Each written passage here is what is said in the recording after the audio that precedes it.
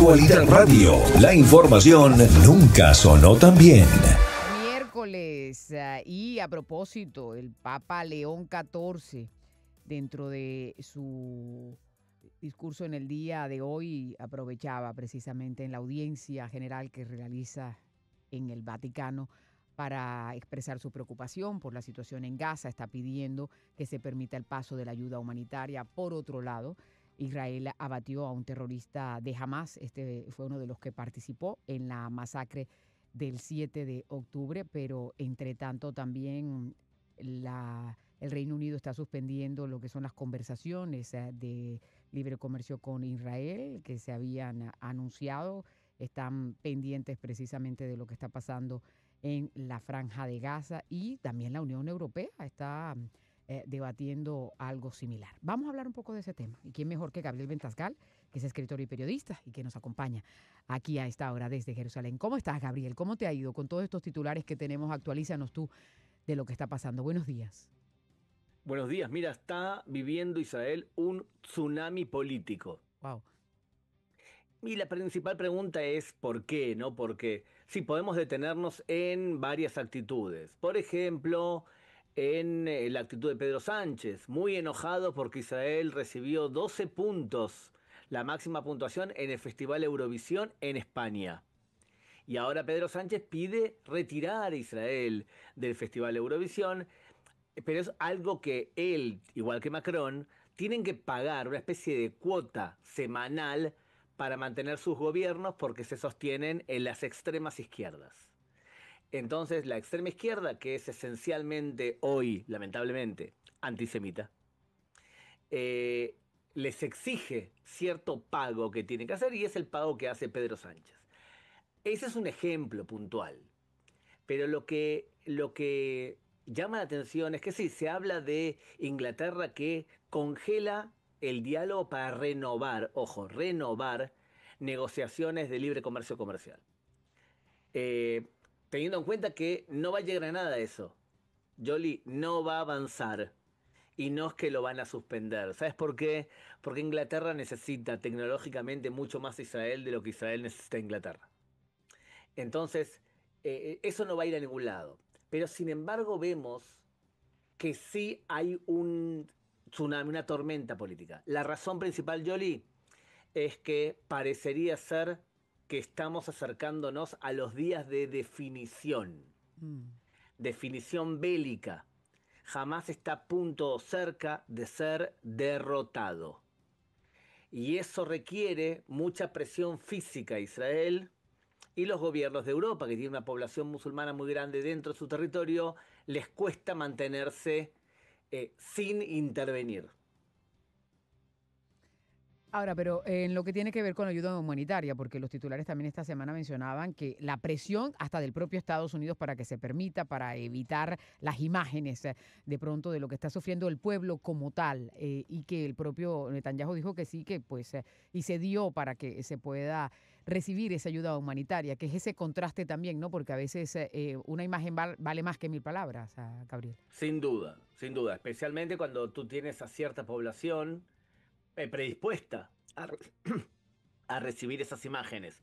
Nuevamente, si tú formas parte del pueblo español y hace 100 años te vienen taladrando el cerebro que los judíos son malos y que hay un contubernio judeo-mesiánico, como decía Franco, o como dice ahora la televisión española, y bueno, probablemente si tú ves esas imágenes concuerdan con el prejuicio formado, ¿está bien? Pero es cierto, la población está sufriendo porque hubo un cambio de paradigma, Jolie. Hasta ahora, la ayuda humanitaria entraba a la Franja de Gaza y la secuestraba Hamas. Y Hamas la revendía a su población, y de esa forma se mantenía en el poder. Lo que ocurrió fue que el gobierno de Israel y la administración Trump llegaron a un acuerdo por el cual empresas norteamericanas van a repartir la comida y no Hamas. Esto provoca que Hamas esté muy nervioso, como era de esperar, pero también requiere tiempo. Y por eso hay menos ayuda humanitaria y Hamas que patalea ante el mundo diciendo que la situación es gravísima porque le quitaron lo que le permitía mantenerse en el poder, que era repartir la comida. Ahora también estaban mencionando que los hospitales, hay dos de ellos que solamente están funcionando y porque la ofensiva sigue, ¿no? El operativo que viene adelantando Israel allí en la zona. Sin duda, la población palestina está viviendo una serie de crisis en muchos aspectos que no se puede negar. Del momento que todo tu barrio es desalojado porque se van a producir combates, tú te pasas yendo de norte a sur de la Franja de Gaza todo el tiempo. Los hospitales, muchos de ellos que servían de bases militares para Hamas, no están en pie ahora. O sea que hay que ser muy ciego para negar el sufrimiento de la población civil.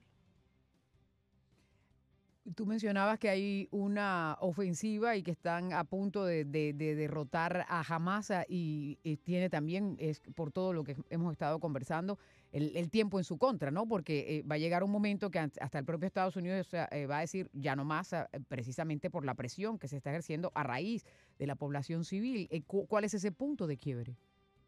Es difícil saberlo, Jolie. Lo más probable, o sea, las probabilidades, creo yo, mayores es que la presión física que estamos viendo ahora Ujú. termine en unos días con un nuevo cese de fuego, en donde jamás se comprometa a liberar a otros, por ejemplo, 10 rehenes a cambio de un mes más de cese de fuego. ¿Y qué va a ocurrir, Jolie, cuando termine ese mes de cese de fuego?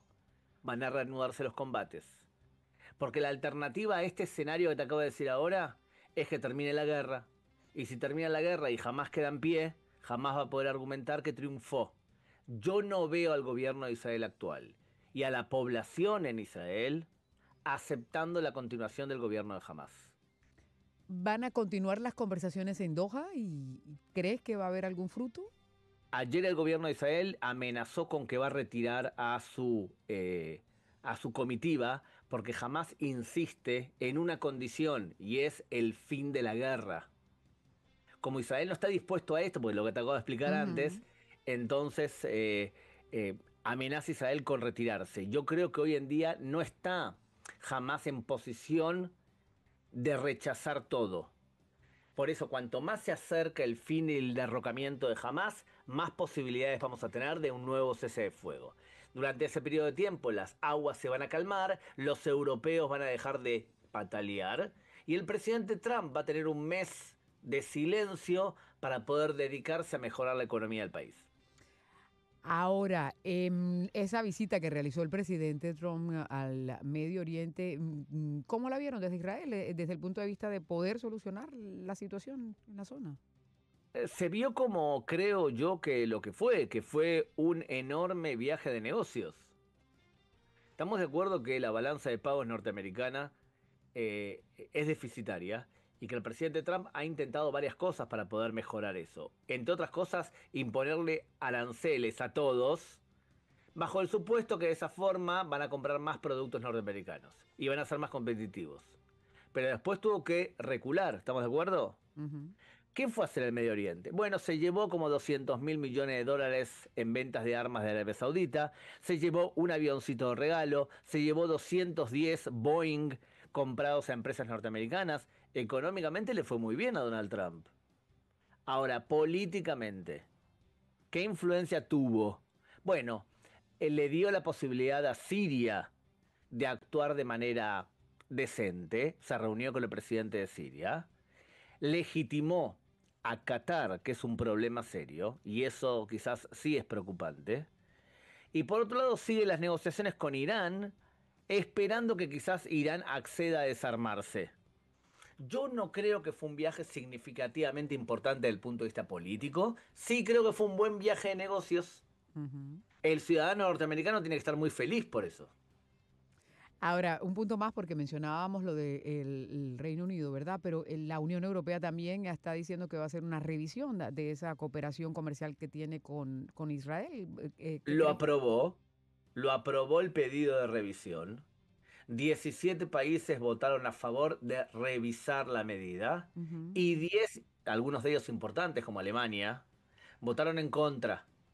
Cuando llegue a la revisión de la situación, puede ser que tengamos cese de fuego, o sea que el tema sea irrelevante, y puede ser que un país se oponga. Desde el momento, Yoli, que un país de la Unión Europea se opone, no pasa absolutamente nada. En otras palabras, yo sugiero no dejarse impresionar demasiado por los titulares que nosotros los periodistas provocamos para vender. No creo que ese punto avance demasiado. Pero sí, hay mucho ruido, Jolly. Hay mucho ruido mediático, muchos titulares, muchas amenazas. Bueno, y Tranquilo. el Papa americano también está pidiendo que entre la ayuda humanitaria. Eh, que, ¿sabes qué? Te marca la diferencia con el Papa anterior. El Papa anterior dijo que había que revisar si Israel estaba haciendo un genocidio.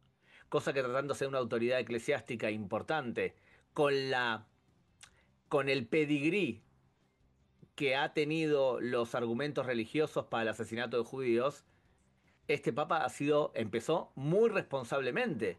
Está pidiendo la entrada de ayuda humanitaria que cualquier persona decente tendría que hacerlo. Pedir la entrada de ayuda humanitaria está bien, es correcto. Lo que está mal es preguntar por qué jamás se roba la ayuda humanitaria. Cuando una persona, Jolie, te dice que solamente le importa la entrada de ayuda humanitaria y no dice que la ayuda humanitaria tiene que llegar a los ciudadanos gratis y no a través jamás que le cobra a los ciudadanos para recibir esa comida, esa persona es no muy honesta. Mm. Muy bien. Bueno, Gabriel, muchísimas gracias por el análisis. ¿Qué me tienes para la despedida? Estás hablando del Papa Luis XIV. Luis. No, No, perdón, León. León XIV, perdón, perdón. Pues Perdón, decía, perdón. no, del Papa Luis XIV, no de León, sí. ¿Te atreves a un chiste religioso? Yo sí, ¿por qué no? Ok. Resulta que el Papa León XIV Ujú. entra, asume el cargo de Papa, y viene uno de sus ayudantes y le dice, mira, lo quiere venir a ver un rabino. Ok. Este rabino hace años que viene, pero años, mi papá también fue ayudante en el Vaticano y también venía el abuelo del rabino, y hace generaciones que viene el mismo hombre. Y entonces el Papa dice, bueno, nadie lo recibió, yo lo voy a recibir. Lo recibe. Entra el rabino a la sala de sesiones y le dice al rabino, querido Papa, yo vivo ahora en Italia, pero mi antepasado era de Jerusalén. Ah, qué bien. Y yo tenía una propiedad en Jerusalén, en el monte Sión. Ah, qué bien. Y mi antepasado tenía un lugar en donde se ofrecía comida. ¡Qué bien! Y mi antepasado era el lugar en donde se hizo la última cena. ¡Qué bien!